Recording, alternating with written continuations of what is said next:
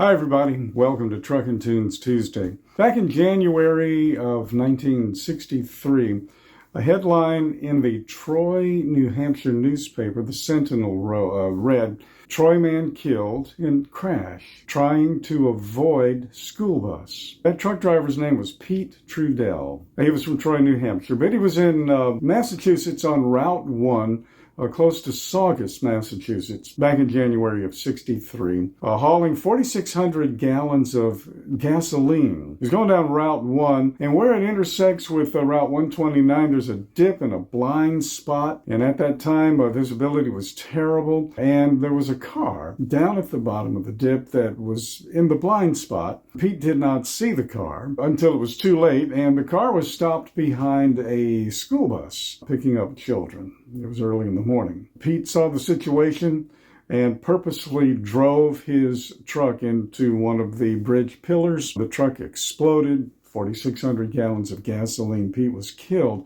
The driver of the car was killed. The school bus burst into flames 10 seconds after the driver and the 6 children already on the bus escaped without injury. Back in 2014, they erected a monument to Pete in Troy, New Hampshire.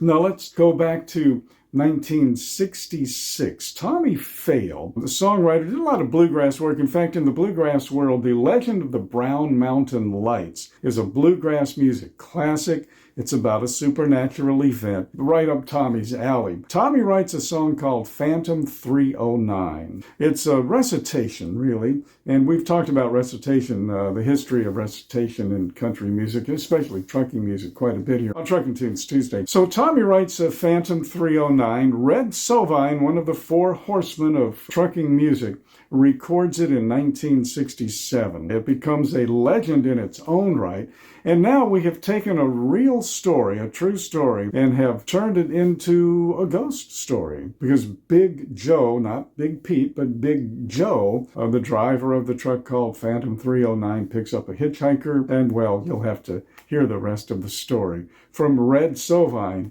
on this Truckin' Tunes Tuesday.